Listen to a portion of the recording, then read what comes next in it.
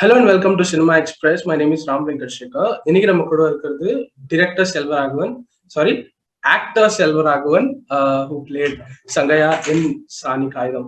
வணக்கம் சார். வணக்கம். எப்படி இருக்கீங்க? தேங்க்ஸ், ரொம்ப தேங்க்ஸ். ஒரு ஆக்டர் ஆல்சோ கொஞ்சம் ஆக்டர்னு ஒத்துக்கிட்டதுக்கு ரொம்ப தேங்க்ஸ். லவ்லி.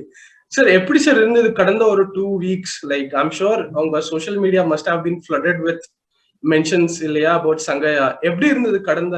ஐம் ஷூர் நீங்க ஒரு டிரெக்டரா இருக்கும்போது இந்த ரெஸ்பான்சஸ் எல்லாம் நீங்க வெயிட் பண்ணிட்டு இருப்பீங்க.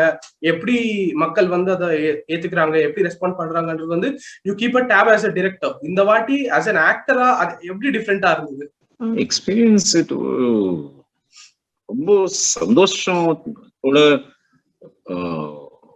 வேற மாதிரி ஒரு எக்ஸ்பீரியன்ஸா இருந்தது. Like totally actor is the way we believe like this kind of emotions you can portray. அதெல்லாம் வந்துட்டு மக்கள் எப்பயுமே உங்களை அக்செப்ட் பண்றாங்க அப்படின்னு, அது சின்னதாவோ பெருசாவோ அது வந்து வேற விதமான எக்ஸைட்மெண்ட் ஆக்சுவலி. அது முதல்ல அதுவும் இப்படி பீங் அன் ஆக்டர் வந்து அது சிங்க் ஆகிறதுக்கே ஒரு 3 நாள் 4 நாள் ஆச்சு. அப்படியா, மக்கள் நல்லா இருக்குன்னு சொல்றாங்களா? அதுல வியப்பு தான் ஜாஸ்தி இருந்தது. தென் அப்புறம் தான் சிங்க் ஆச்சு. ஓகே, லைக் இன்னும் கூட யோசிச்சுட்டு இருக்கேன். நிஜமாலுமே பிடிச்சிருக்கா சொல்றாங்களா என்னன்னோ எண்ணங்கள் ஓடிட்டு இருக்க மனசுல. Okay, lovely. இப்போ ஒரு விஷயம் சொன்னீங்க இல்லையா, ஆஸ் அன் ஆக்டரா வந்து நீங்க பாக்குற வியூவரை வந்து you have to make them feel an emotion. ஒரு எமோஷன் அவங்கள ஃபீல் பண்ண வச்சு ஒரு ரெஸ்பான்ஸ் அவங்கள்ட்ட வந்து நீங்க ஜெனரேட் பண்ணணும். இப்போ நாங்க உங்களை பார்த்தது ஸ்கிரீன்ல 2 கேரக்டர்ஸ் பிளே பண்ணிருக்கீங்க on screen. One is Althaf Hussain and second is Sangaiah. Althaf ஹுசேனை பார்த்தோம்னா அவர் வந்து ஒரு பயங்கர சர்காஸ்டிக்கான ஒரு character.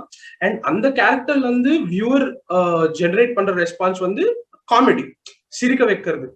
And Sangaiah it's like diametrically opposite இல்லையா? சங்கயாவை பார்த்தா நம்ம we have to feel that rage, அந்த பெயின், அந்த சேட்னஸ். ஆஸ் அன் ஆக்டரா உங்களுக்கு எது சேலஞ்சிங்காவும், உங்களுக்கு எது மோர் ஃபன்னா இருந்தது? எது ஜெனரேட் பண்ண வைக்க? இப்படி ஒரு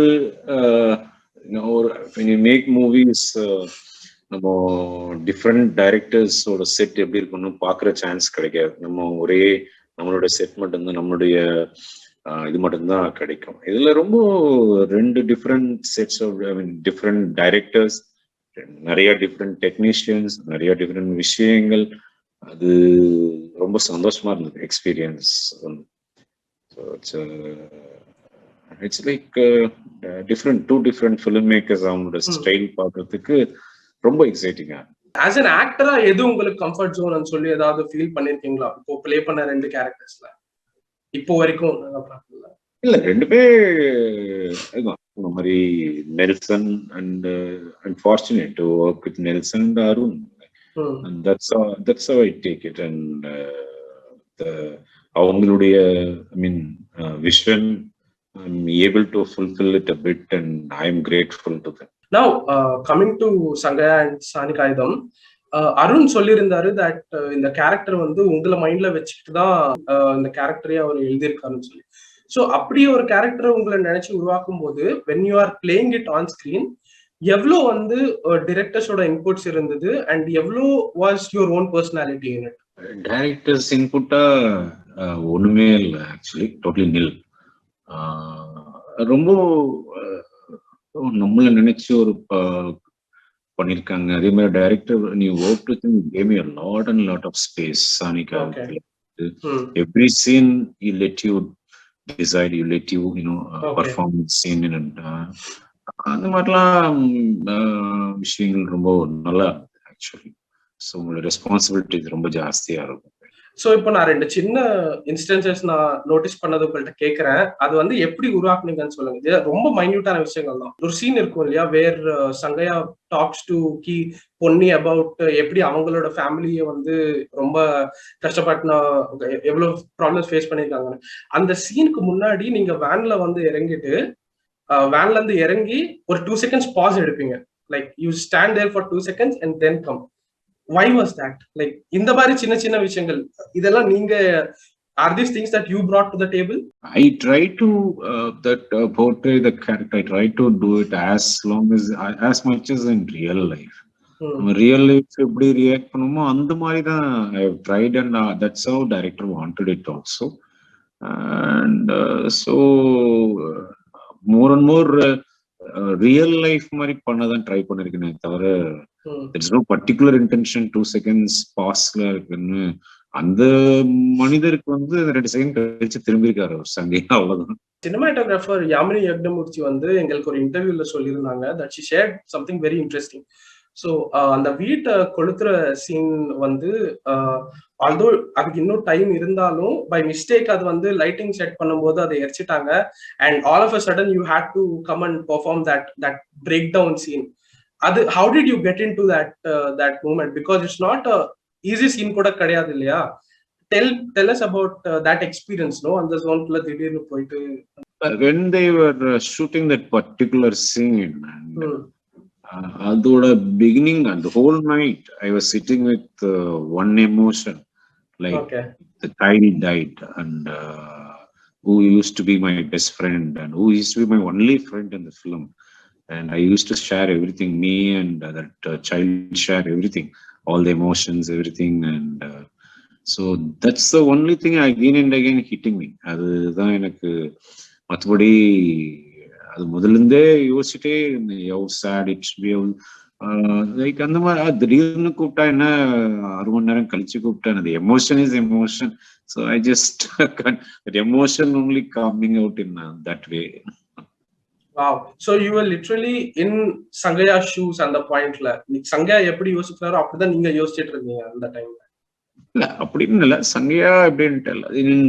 This thing happened because I was really close to that child.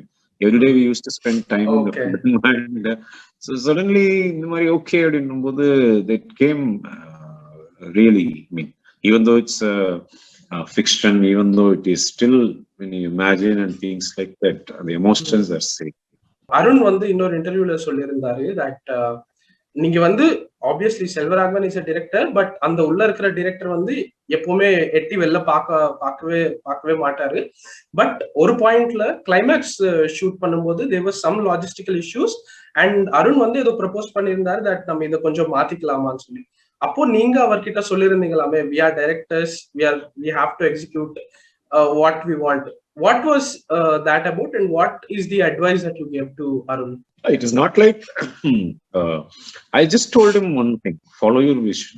What you have your vision, don't compromise it for anything. So as just a friend, and that's all I said. That's all I said. Like just follow it, because some things are not happening. Don't change your vision. Just keep going. It will happen eventually. It will happen. So that's all I told him. Saani Kaayidham also one of my favorite things is எக்ஸ்பெக்டே பண்ணாத இடத்துல வந்து எங்கேயாச்சும் ஒரு சின்ன ஒரு humour இருக்கும். For instance அன்பை கொல்ல போகும்போது when அன்பு இஸ் ட்ரங்க் அண்ட் அவர் ஓடிட்டு இருக்கும்போது பொன்னி வந்து கொஞ்சம் ஃபியூரியஸா பின்னாடி ஓடிட்டு இருக்கும்போது சங்கையா வந்து நிறுத்தி அவன் போதையில இருக்கான், ஓடாத தேவையில்லைன்னு சொல்லி. ஸோ இது எல்லாமே வந்து ஹியூமர் ஒர்க் ஆகும்னு சொல்லி பண்ண விஷயங்களா இல்ல? பிகாஸ் இந்த மாதிரி விஷயத்துல how you deliver it matters a lot இல்லையா? So இது எல்லாமே வந்து ஹியூமரா ஒர்க் ஆகும்னு சொல்லி நீங்க நினைச்சு பண்ணீங்களா, or did it just work out like that? Just scene பேப்பர்ல இருந்தது, அவர் அருண் சொன்னது தான் நாங்க பண்ணோம். we never thought about it work out ஆகுமா இல்லையா, அந்த நினைப்பெல்லாம் அங்க இல்லை. ஸோ ஜஸ்ட் இருந்த கொடுத்த வேலையை ஒழுங்கா கொஞ்சம் செய்யணும், அதை தவிர வேற எந்த மனசுல எந்த நினைப்பும் வரல. My next question is, I'm sure this is something you might have heard a lot, but I'll pick 2 scenes from the film. One is obviously நம்ம பேசின மாதிரி அந்த பிரேக் டவுன் சீன், தனான்னு சொல்லி அழுகுற அந்த scene. So after watching you perform that scene, if I see Kokki Kumar in the climax of Pudupettai, I can see that Kokki Kumaroட source வந்து இங்கதான் இருக்குன்னு சொல்லி எனக்கு தோணுது. And similarly that scene where Ponni is curing Sangayya's injuries and they are talking about Sudala. So நீங்க சொல்வீங்க இல்லையா சுடலுக்கு வந்து இந்த மாதிரி யாருமே இல்லை, நான் தான் பார்த்துக்கோ. அந்த சீன் பார்க்கும்போது I can see that seven G பிருந்தாவனோட கதிர் கேரக்டருக்கு சோர்ஸ் இங்க இருக்கோன்னு எனக்கு தோணுது. Do you agree with that? It was not intentional But these are all my films. So subconscious ஒரு படம் வந்து நம்ம இந்த கேரக்டரை ஃபீல் பண்ணவே முடியாது, டைரக்ட் பண்ண முடியாது ஆக்சுவலி. ஸோ இதெல்லாமே நம்ம என்ஜாய் பண்ண characters trying to create something. So இதோட ரிசம்பிளன்ஸ் நானே தானே, ஸோ ரிசம்பிளன்ஸ் தான் வந்திருக்கலாமே தவிர it was never intentional. Yeah, it's not intentional. What I feel is நீங்க வந்து உங்க கேரக்டர்ஸ்க்கு நீங்க கொடுக்குற cues வந்து from your own personality உங்க ஆக்டர்ஸ்க்கு வந்து அதை டிரான்ஸ்ஃபர் பண்றீங்க. அது மாதிரி தான், அப்படிதான் சொல்றேன். When you write a character, sir, you know everything about that character. So நீங்க அந்த 3 dimensional flesh out பண்ணி தான் எழுதுவீங்க. இந்த கேரக்டர் எப்படி பேசுவாரு, எப்படி ரியாக்ட் பண்ணுவாருன்னு.